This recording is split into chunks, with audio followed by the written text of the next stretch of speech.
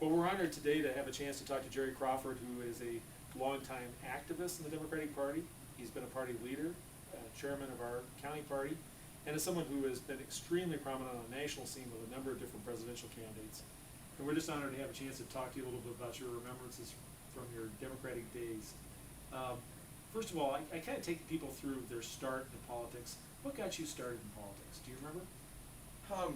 People ask me how I got started in horse racing, and it's the same answer as how I got started in politics, which is I don't ever remember a time when I wasn't. My paternal grandfather down in Warren County was interested in both. He was very interested in the Democratic Party, and he was very interested in horses, and I just inherited both from him. I remember a time when, in 1958, my grandfather gave $100 to Harold Hughes, who was making his first run for governor. I found out later that was most of the liquid assets of my grandparents. And then I understood why my grandmother had been so angry at that time.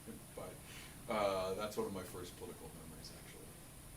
What was the first time you actually had a chance to work on an election? Do you remember? Yes, for my aunt, the late Charlotte Wilder, who ultimately became one of the very first Democrats ever elected in Warren County as clerk of court, and she subsequently served in public office for several decades, and also served as on the state central committee. And so working for her, she lost her first election by 16 votes countywide. Wow. And the second one by a smaller margin than that, and then she got elected. So those were my first memories. She had some perseverance for sure. What was the first presidential election you worked on? Well, actually, I remember helping sell cookies in the square in Indianola when I was about 6 years old for Adlai Stevenson. That would have been in 1956. My parents and grandparents were trying to raise money for the Stevenson campaign. And so that's, if you can call that involved. I've done more menial tasks with more prominent titles, so I can assure you that. So that would be the first one. You said you went to McAllister College. About what time period was that? I started in 1967 and graduated in 1971. Were you involved with any Minnesota prominent politicians when you were up Yes, there? I got to know Walter and Joan Mondale very well during that period of time. And subsequently, I've served with Joan on the Board of Trustees at McAllister College. Also, Hubert Humphrey sadly lost the presidential election to Richard Nixon in 1968 and came to be a professor at McAllister, and he selected me to be his student assistant. And so I worked closely with Hubert for a couple of years. That was used before you went back to the Senate? Exactly. That must have been an interesting time period. Do you remember any stories about Hubert Humphrey that kind of stick out in your mind? It's funny, of all the wonderful things, and of course his record was pretty heroic. I mean, if you think about the civil rights movement, it's pretty hard to think of somebody more important than Hubert Humphrey. Of course, famously led the walkout from the 1948 convention because of discriminatory practices employed by our party. But the thing I remember is that he had been, before he was a presidential candidate, he was the vice president, and before he was the vice president, he was a Senate Majority Leader, and he had been in public life in very prominent positions for an extended period of time, and now all of a sudden he's a professor at McAllister College, and he could not figure out how to keep track of his keys because he hadn't had to keep track of a key as long as he could remember, right? So driving his own car, having a key to his own office, having a key to his own house, he was baffled by that. So after you graduated from McAllister, where'd you go next? I went to the Iowa Law School, and I took a year off while I was at the Iowa Law School to manage Bill Gannon's campaign for governor in 1972. And so I graduated a year later than my entering class in 1975. Did you learn a lot of valuable lessons from that campaign? The Gannon campaign? Yes. I'll tell you what happened. First of all, I made lifelong friends. Bill and Kathleen have been lifelong friends since that point.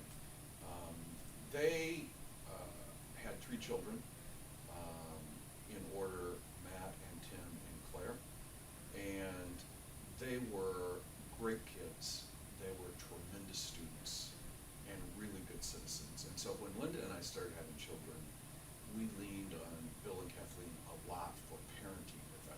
obviously they had done something right.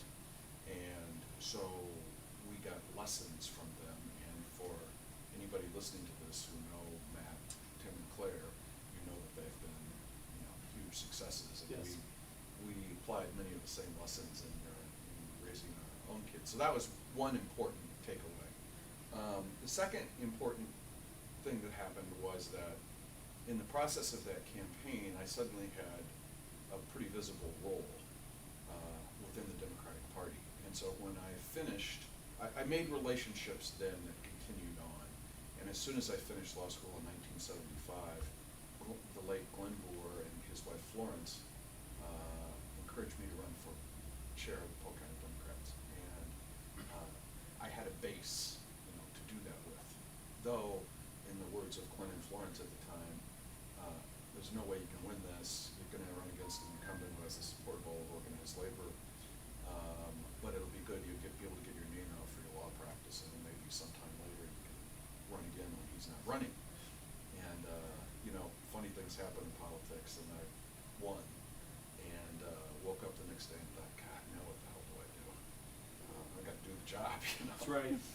So that's what happened. What was the key to your winning, do you remember? Yeah, I think there were a few.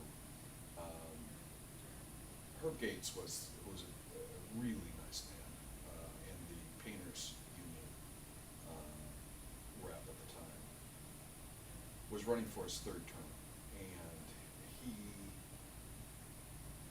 he was tired.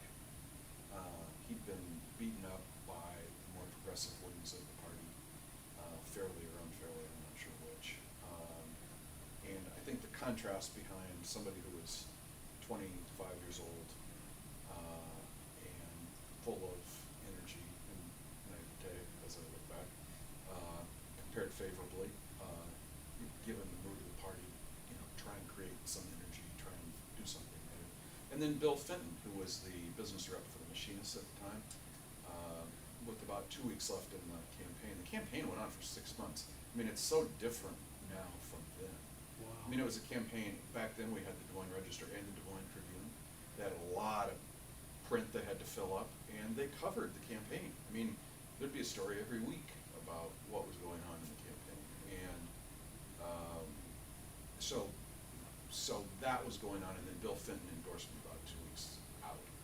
And once he endorsed me, then it sort of gave permission to other labor people not to be for Herb and to maybe switch sides, and a number of them did that, and that just sort of cascaded from there. Yeah, the reason I asked that was I thought if you took over and had defeated organized labor, that could cause quite a rift in the party, because that's an important part of the organization. It sounds like it didn't cause a rift then. No, and in fact, I made friends that have endured ever since.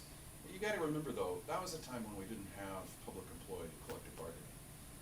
So there was no AFSCME union, there was no SEIU.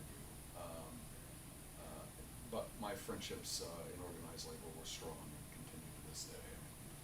Don Rowan was a strong labor leader at that time, along with his wife, Jenny, and they continue to be good friends today, as do a number of others. Jerry, what time of the year was that election held? Do you remember? Yeah, it would have been held in March of 1976, February, March of 1976. So the campaign was occurring before the caucuses occurred, before you ever elected the Central Committee, so you were actually working on it before the caucuses. No, the caucuses, let me think this through. The caucuses, of course, the caucuses were a lot different than they are today. And of course, the election was just among people who were elected precinct committee people. Central Committee, right? Yeah, at that time, precinct committee man and precinct committee woman. I don't remember the timing. I'd have to go back and check the timing. But I became chair after the caucuses, because I assume it was at the caucuses where we elected the committee. Yeah, that sounds about the same time we have now, but it just sounds like you started earlier. Yeah. Did you support anybody in that election for president before the caucuses? No. That was a pretty interesting time. I was a scrambling young lawyer on my own, with essentially no financial resources of my own. And the thing I remember is that the late Senator Henry Jackson was running, Yes. from Washington, and he offered me what seemed at the time to be a phenomenal amount of money to be his campaign chair. You know, which it's not a bad purchase by him if it had happened. Yeah. And it was everything I could do to say no, but I did, and maintained my neutrality through the process. Okay, so then you became a newly minted county chair. There's a couple things I want to ask you about. First of all, with regard to fundraising, how's fundraising changed for county chairs over time? What kind of fundraising did you do? There were only 4 components to fundraising at the time, and and 2 of them we invented while I was chair. Historically, the party was funded by the spring steak fry and the fall steak fry. And again, there was no AFSCME union at the time. As county chair, I would go down and meet with each of the elected officials, county elected officials, and I'd give them, on average, 150 or so tickets and say, these are your responsibility, and they were to give me a check for them out of their campaign account, and then they could have their staff buy them from them, or sell them, or do whatever they wanted. And so it was a pretty automatic kind of transaction with each elected county official. And then in addition to that, we sold the tickets to labor organizations, to activists, and we would routinely serve well over 1,000 people at each of those steak fries. To that, we added a major donor program where we ask individuals, where I ask individuals if they would be willing to write checks to the Polk County Democratic Party. And then finally, that was of course Jimmy Carter's first election. We came up with the idea of, our first thought was that this will be a dry run so that we can find out who we can actually depend on organizationally to work for us effectively on election day. Which of our precinct captains will actually go out and recruit people for this Dollars for Democrats door knocking effort, where on one night we brought everybody together at the South Central Federation of Labor. It was a massive turnout, and then people dispatched to their own precincts and knocked on doors and gave everybody a single salted in the shell peanut, symbolizing the Jimmy Carter campaign. We raised over $13,000 that night. Jeez. $1 at a time. Yeah. Knocking on doors. Now, again, we got a lot of benefit from that we can't take credit for because it wasn't in part of our game plan. We were trying to figure out who can be counted on to show up when you tell them to show up and do what you tell them to do. What we didn't anticipate was that the peanut would capture the public's imagination, and it did.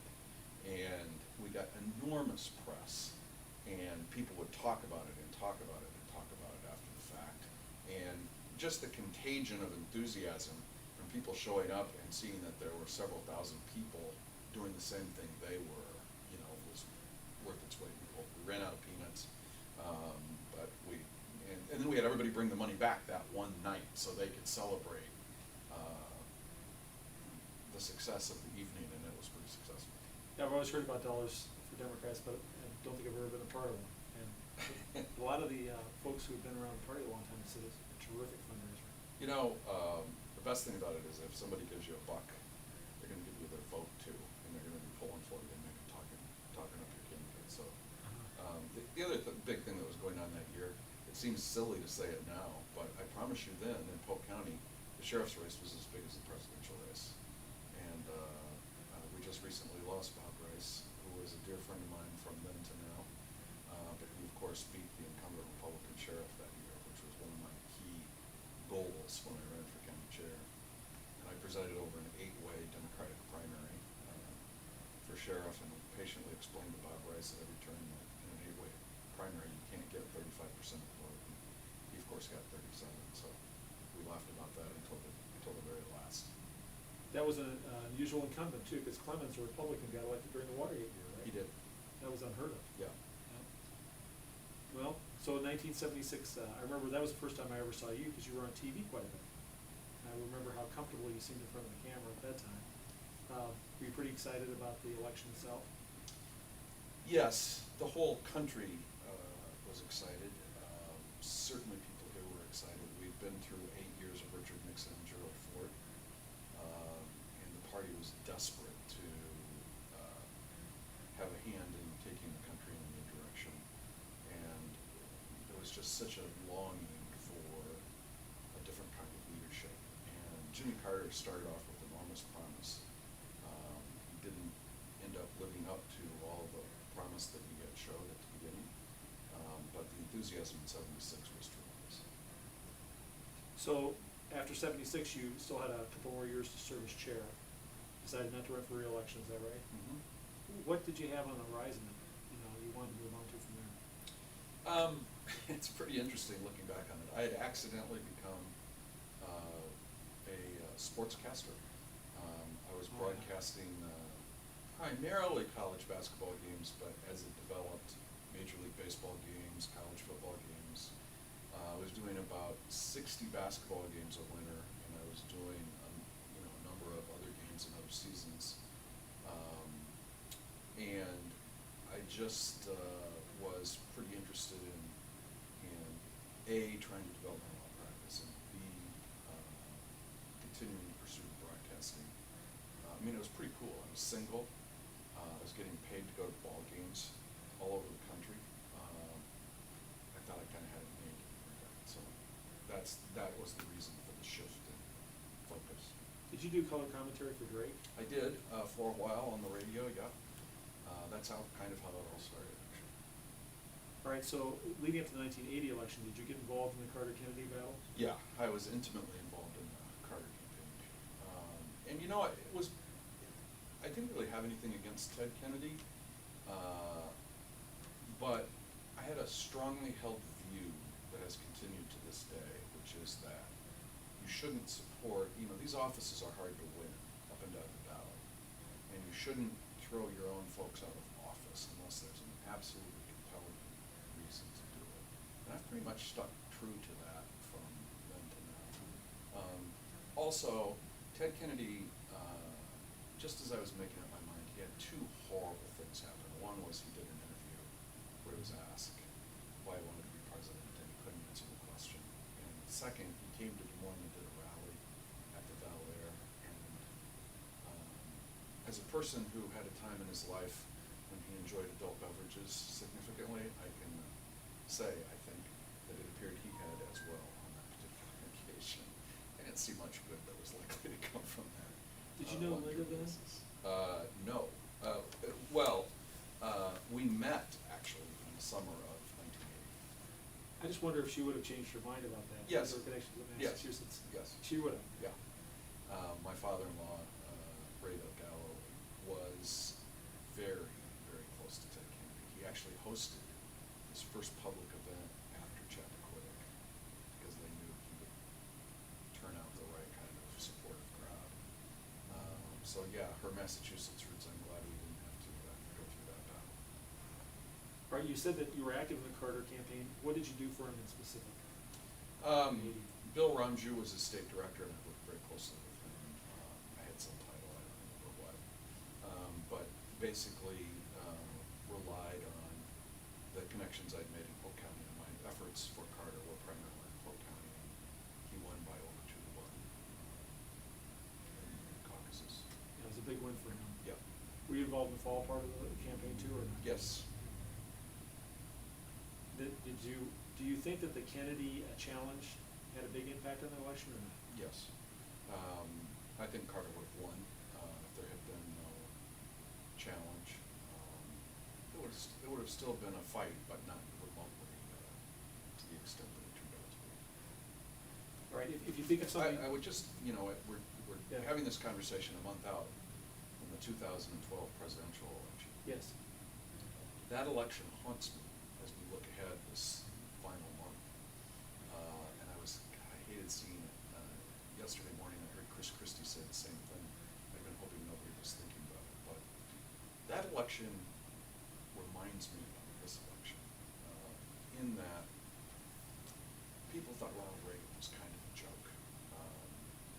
Particularly Democrats thought that he was kind of a joke. Democrats universally wanted to run against Ronald Reagan that year, didn't think America would take him seriously, and he didn't seem to catch on during the campaign. And then with just a couple of weeks left, they had the debates.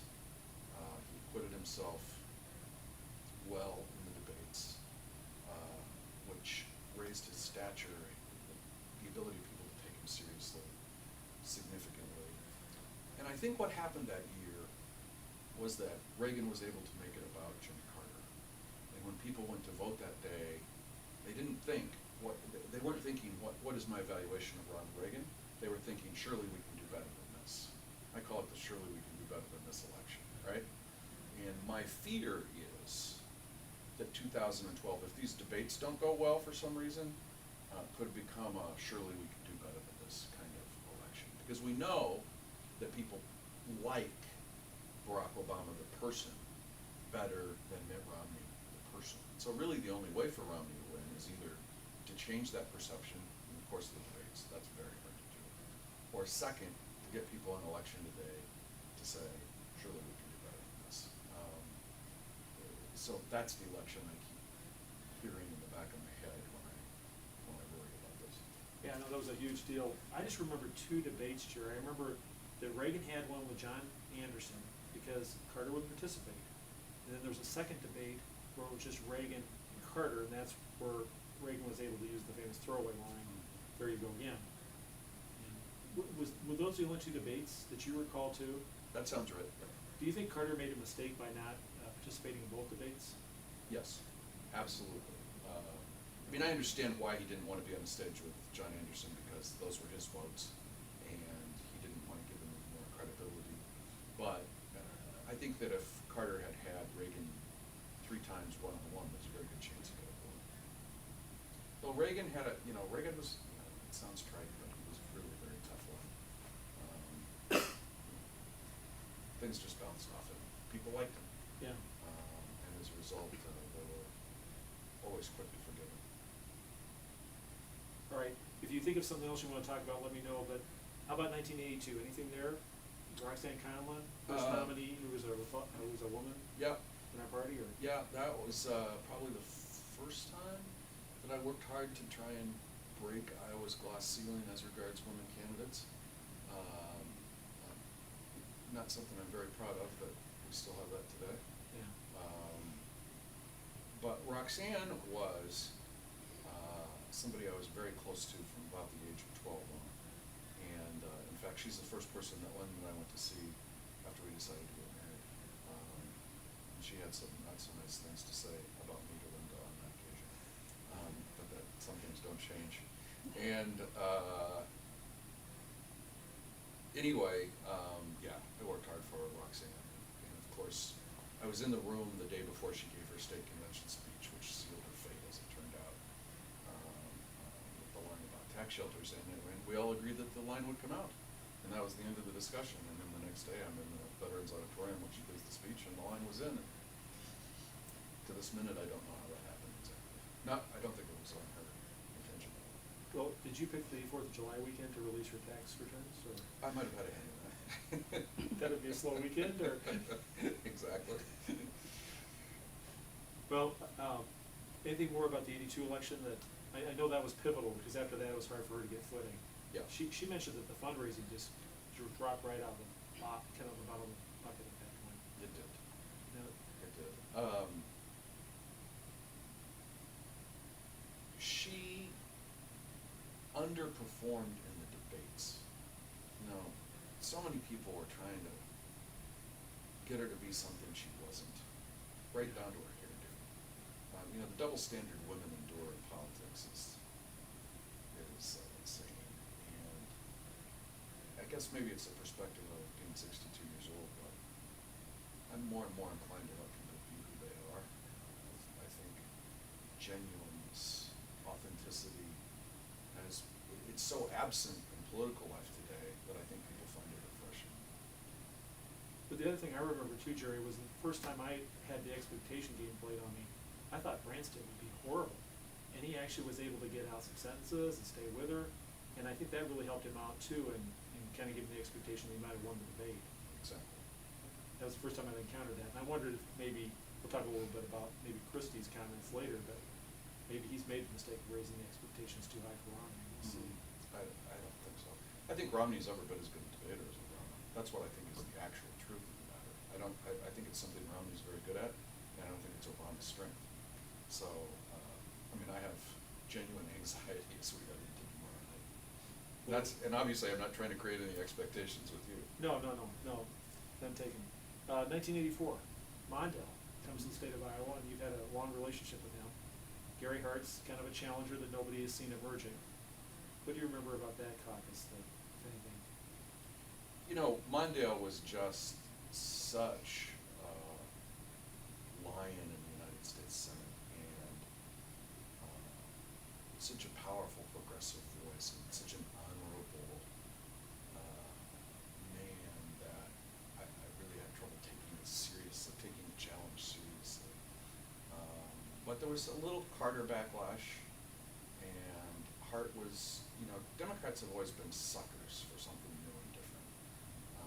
We just can't resist the new and the different, and Gary Hart was that. One of the things I remember about that campaign was that my sister ran into Gary Hart at Jimmy's American Cafe and said, "Folks better keep an eye on that guy." So she was prescient, as it turned out. But Mondale was still successful in winning the Iowa caucuses, just Hart came out of here with a second place finish, right? Yeah. That was a big deal. And got some momentum out of it. Won New Hampshire. Off he went. Yeah. So you come down for the presidential election. Were you actively involved in that at all? Yeah, I was in charge of legal matters. I was a legal counsel to the campaign, and I was one of the state directors, and did everything I could. I was a real Mondale fan and believer, and we had roots, back to my McAllister days.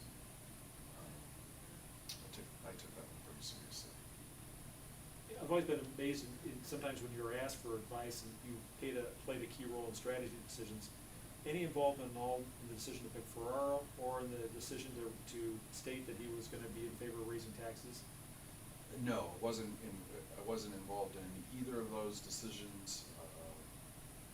I was so naive that I thought both were good decisions at the time.